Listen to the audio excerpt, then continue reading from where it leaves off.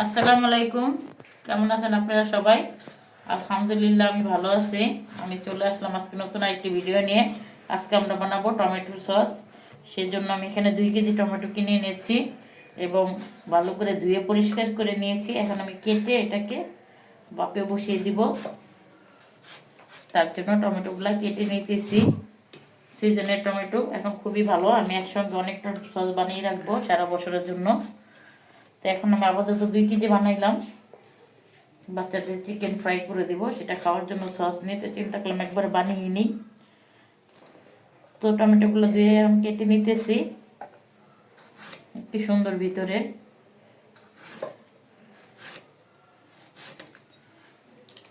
আমি এভাবে কেটে নিতেছি। এটাকে পানি দিব না, এইভাবে শুধু ভাপে বসিয়ে দিব। এটা থেকে পানি বের হয়ে সিদ্ধ হয়ে যাবে। তারপর আমি ঠান্ডা করে ব্লেন্ডার করে নিব। ব্লেন্ডার করার পর আবার আমি ছেঁকে নিব যদি কোনো সাবা থাকে, সেজন্য পিউরিটা যাতে একেবারেই মিহিন হয়, কোনো সিল্কা ইয়াটা যাতে না থাকে, আঁশটা।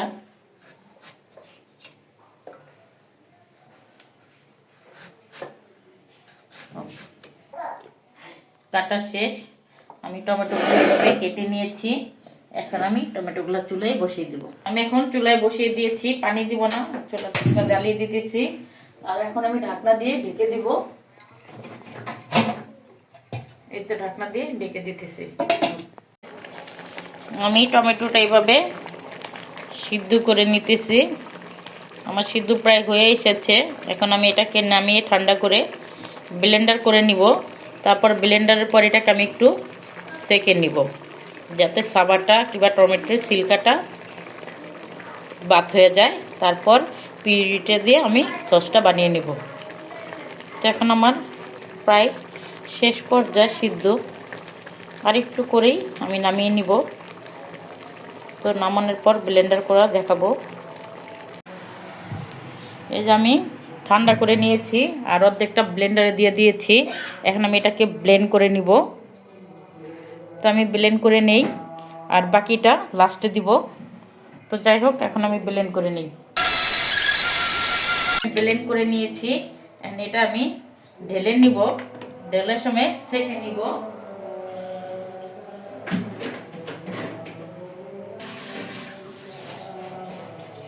এরকম একটা ছাঁকনির সাহায্যে, আমি একটা প্লাস্টিকের ছাঁকনি নিয়েছি, আপনারা যে কোনো ছাঁকনি নিয়ে নেবেন এভাবে। তারপর আমি এই যে পিউরিটা ইয়া করে নিব, সেঁকে নিব। সেঁকে নিব আর বাকিটু আমি দিয়ে দিব কড়াইতে। যতটা আছে পুরোটা আমি এই সাইডটা ব্লেন্ডও করে নিব। তো তার জন্য জগে দিয়ে দিতেছি।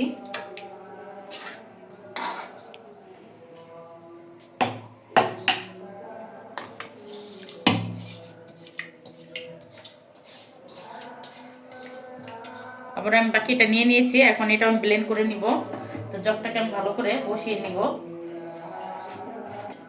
এখন আমি ঢাকনা দিয়ে আবার লাগিয়ে নিব।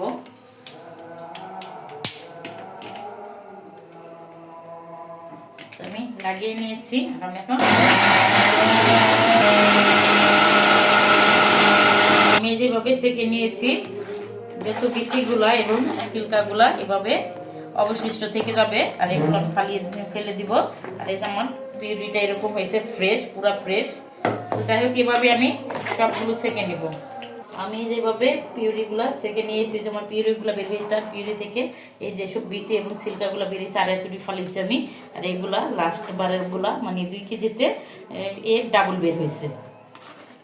এই অর্ধেকটার এগুলো বেরিয়েছে আর অর্ধেকটারগুলো আমি ময়লা ঝুড়িতে ফেলে দিয়েছি। তো এখন আমি এগুলো ফেলে দিব। এগুলো সেঁকে নেওয়া শেষ। এখন আমি কড়াই বসিয়ে দিয়েছি আর এই যে টমেটোর পিউরিগুলো দিয়ে দিব সস বানানোর জন্য। তো এটাকে আমি ফার্স্টে একটু জাল করে নিব আর এক এক করে মশলাগুলো যা যা লাগবে আমার উপকরণ দিয়ে দিব।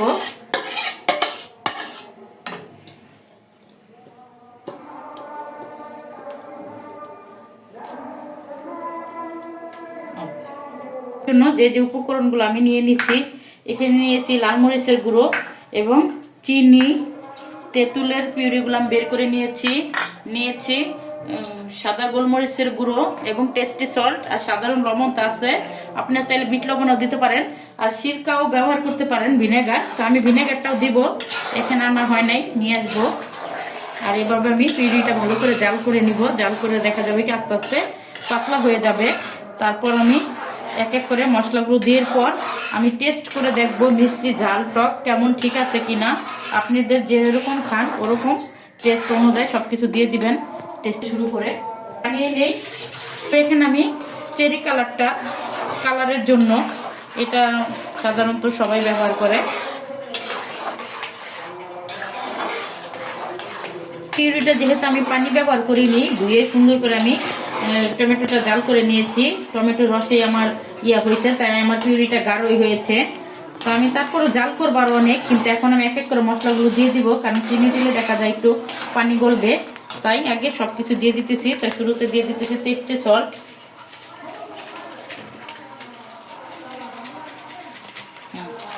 টেস্ট করে দেখবো ঠিক আছে কিনা। তো এখন দিয়ে দিব সাদা গোলমরিচের গুঁড়ো, দিয়ে দিব লাল মরিচের গুঁড়ো,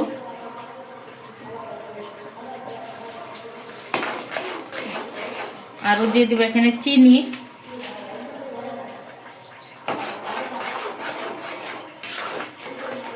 চিনিটা থেকে পানি গলবে।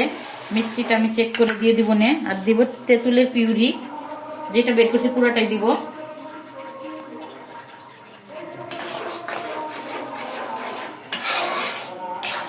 আর এখানে আমি কর্নফ্লাওয়ার নিয়েছি 1 চামচের মতো, কারণ যেহেতু আমার পিউরিটা ঘনই আছে, বেশি একটা পাতলা না।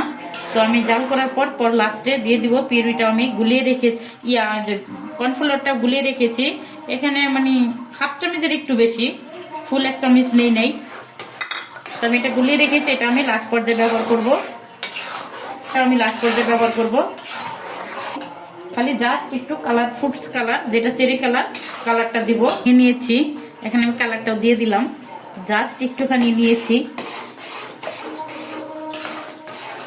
এই যে আমার সুন্দর কালার হয়ে যেতেছে।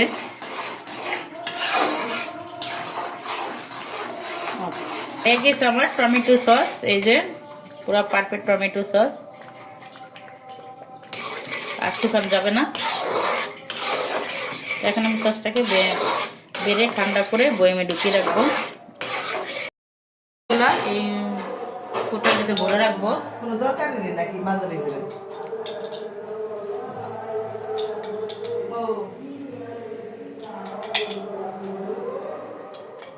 এই তো শেষ হয়ে গেল আমার টমেটো সস। তো কিরকম হলো আমার টমেটো সসটি বানানো। যদি আমার টমেটো সসটি বানানোর রেসিপি ভালো লেগে থাকে তো অবশ্যই চ্যানেলটি সাবস্ক্রাইব করে আমাদের পাশে থাকবেন। আর এখন বাকিগুলো আমি অন্য একটা কোটার ভিতর ঢুকিয়ে রাখবো। তো যাই হোক, এভাবে রেখে দেবো। এগুলো বানাইলে বছর বই খাওয়া যায়। শেষ, আল্লাহ হাফেজ।